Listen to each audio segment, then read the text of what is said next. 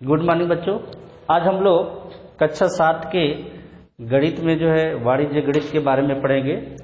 वाणिज्य गणित में अब हम लोग समानुपात के बारे में पढ़ेंगे। इसके पिछली कक्षाओं में भी कुछ आप समानुपात के बारे में पढ़ा होगा। जैसे 5/10 है, 5/10 है, तो इसका जो समानुपात होगा, जैसे 5 एकम 5, 5 दूना 10। अगर इसका समानुपात ज्ञात किया जाए समानुपात, तो 1/2 होगा। इसी तरीके से कुछ सवाल है, उसके बारे में हम लोग पढ़ेंगे।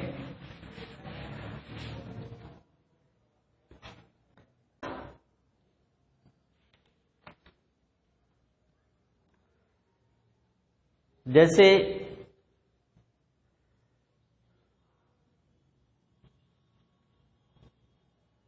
एक रेलगाड़ी 2 घंटे में, या अनुलोम संबंध और विलोम संबंध के बारे में पढ़ेंगे। तो इसको अभी अनुलोम संबंध और विलोम संबंध कैसे है समानुपात में, तो अनुलोम संबंध के बारे में, अनुलोम संबंध अनुलोम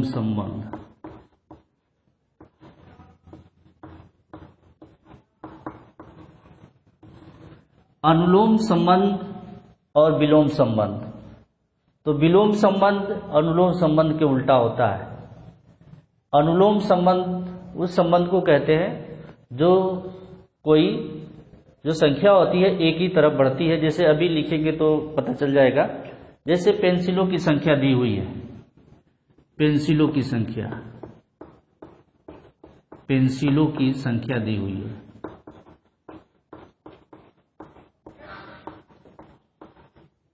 पेंसिलों की संख्या दी हुई है और पेंसिलों का मूल्य दिया हुआ है। पेंसिलों का मूल्य दिया हुआ है।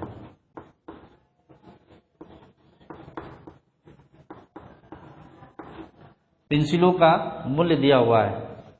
जैसे 10 पेंसिल है और इसका मूल्य जो है 9 रुपये है। 9 रुपये है। अब पेंसिलों की संख्या बढ़ जा रही है, 20 हो जा रही है, तो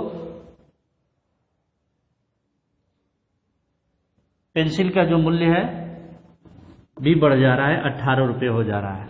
देख रहे हैं, जब पेंसिल की संख्या 10 है तो पेंसिल का मूल्य 9 रुपया है। जब पेंसिलों की संख्या 10 से 20 हो गई तो मूल्य भी क्या हो गया, बढ़ गया, दोनों तरफ बढ़ गया। अब इसी को समानुपात के रूप में व्यक्त करते हैं। तो इसको 10 संबंधे 20 समानुपाते 9 संबंधे 18 लिख सकते हैं। तो इसी को जो है समानुपात कहते हैं। और ये जब आप अगले बार जब आप सवाल पढ़ेंगे तो इसमें किसी की एक वैल्यू नहीं होगी और उसी की वैल्यू जो है ज्ञात करनी होगी। जैसे मान लीजिए इसी सवाल को हम लोग देखते हैं, अनुलोम संबंध, यानी ये तो समानुपात हो गया, समानुपात। या इसको ऐसे भी लिख सकते हैं, 10/20 समानुपाते 9/18।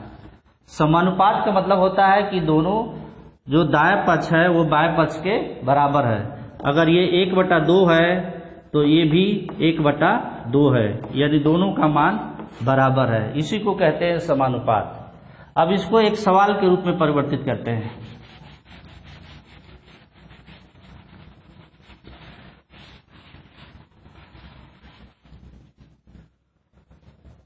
अगर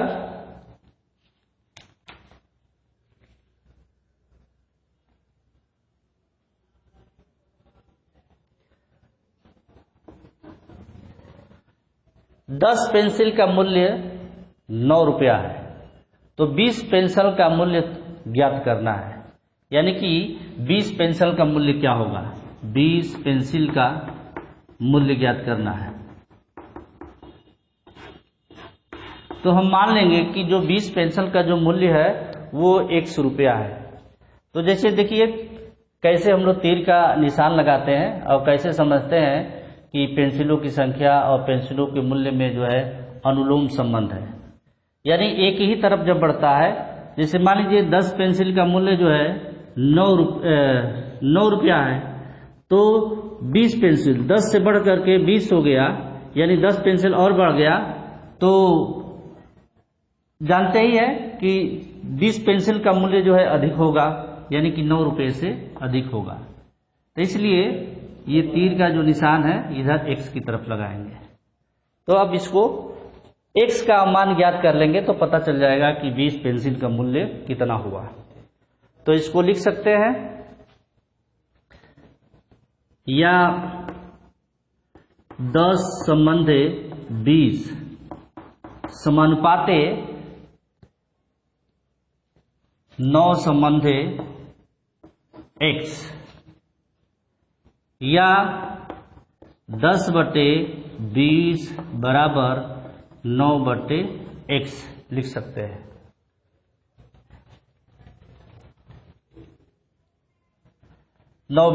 x लिख सकते हैं।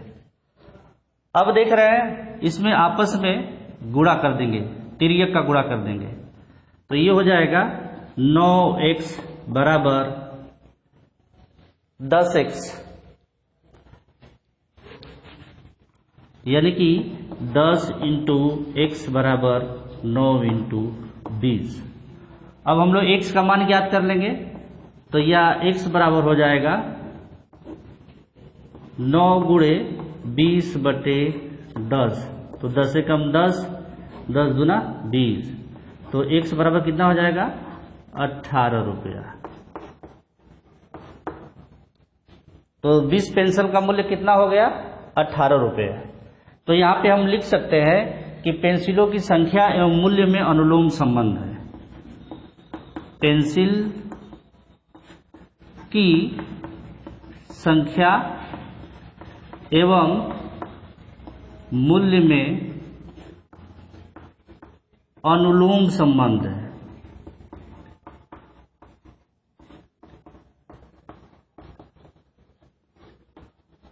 यानी डायरेक्ट जो है रिलेशन है, यानी कि एक तरफ जैसे 10 से 20 हो रहा है तो 9 से भी बढ़ेगा, तो एक तरफ दोनों जो है एक ही तरफ बढ़ रहा है, इसलिए पेंसिल की संख्या और जो पेंसिलों का मूल्य है उसमें डायरेक्ट जो है रिलेशन है, डायरेक्ट जो प्रोपोर्शन है, मतलब प्रत्यक्ष संबंध है या अनुलोम संबंध है। इसके आधार पर हम लोग किसी भी वस्तु का मूल्य ज्ञात कर सकते हैं। तो ये हो गया, और इसी आधार पर एक और सवाल हम लोग लगाते हैं।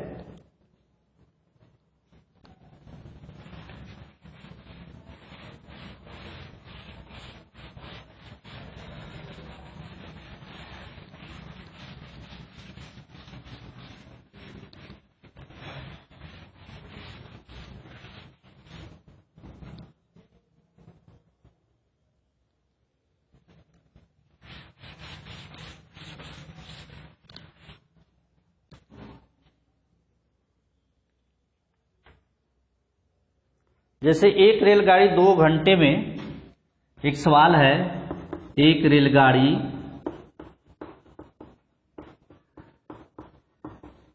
2 घंटे में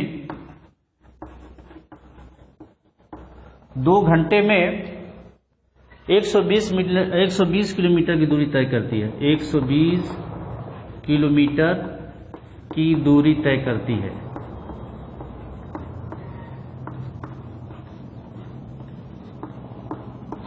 एक 120 किलोमीटर की दूरी तय करती है। उसी चाल से वह 5 घंटे में, उसी चाल से वह 5 घंटे में 5 घंटे में कितनी दूरी तय करेगी? कितनी दूरी तय करेगी।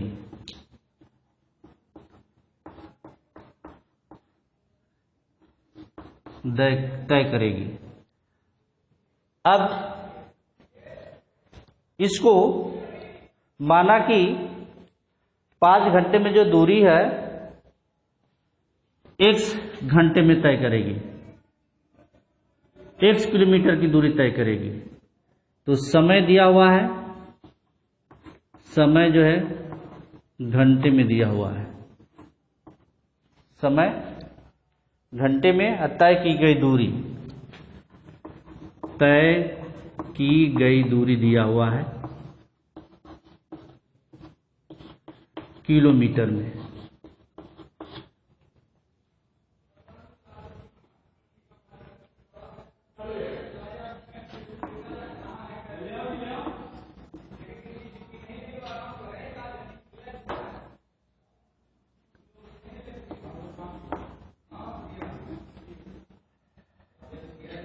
तो यहाँ हो गया समय घंटे, और यहाँ पर हो गया तय की गई दूरी। तो देख रहे हैं कि रेलगाड़ी को यदि 2 घंटे में 120 किलोमीटर जाती है तो वो 5 घंटे में कितनी जाएगी। तो स्वाभाविक सी बात है कि 2 घंटे में उसी चाल से 2 घंटे में 120 किलोमीटर जाती है तो 5 घंटे में इससे ज़्यादा जाएगी। तो जो तीर का निशान है दोनों नीचे की तरफ होगा, यानी कि 2 घंटे में 120 किलोमीटर जाती है तो 5 घंटे में कितना जाएगी, ज़्यादा जाएगी। तो लिख लेंगे, माना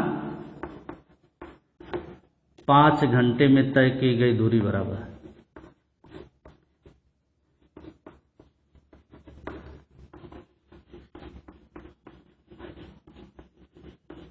दूरी बराबर x किलोमीटर। तो यह x हो गया। अब लिखेंगे कि समय एवं तय की गई दूरी यानी किलोमीटर, समय एवं किलोमीटर लिख लेते हैं, में अनुलोम संबंध है।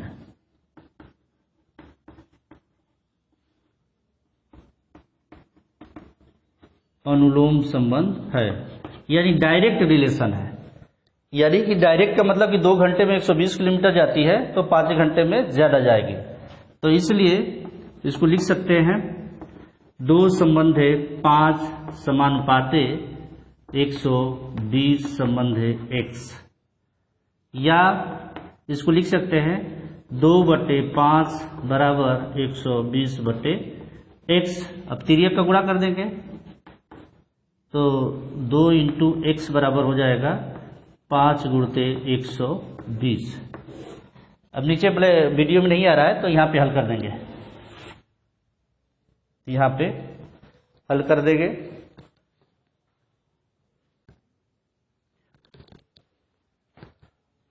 तो हो जाएगा 2x बराबर 5 × 120। 2 में और x में गुणे के संबंध है तो बराबर के बाद जाएगा तो भाग हो जाएगा।